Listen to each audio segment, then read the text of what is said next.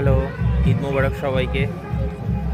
আমি এই মুহূর্তে দাঁড়িয়ে আছি ঢাকার মাওয়া পার করে ভাঙা প্রান্তে, ঠিক ভাঙায় যাইনি, তার আগে কোনো একটা ফেরিঘাটের সামনে। আমার পেছনে হচ্ছে বিস্তৃত পদ্মারই কোনো একটা শাখা নদী, আর এখন সূর্য অস্ত নামছে।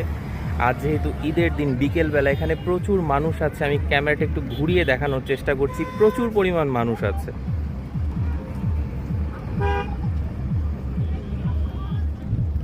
এটা একটা বাঁধ, সূর্যটা সুন্দর করে অস্ত যাচ্ছে, নদীর মধ্যে সোনালি রোদের খেলা চলছে, ঝিকিমিকি করছে। ওই দূরে একটা হচ্ছে খেয়া নৌকা,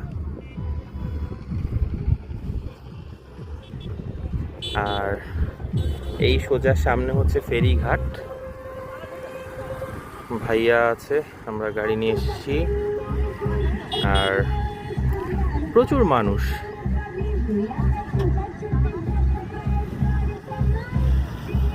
এই দৃশ্যটা সত্যিই চমৎকার। আমার জীবনে খুব খুব খুব কম মুহূর্ত এসেছে এরকম দৃশ্যের সাক্ষী আমি হয়েছি।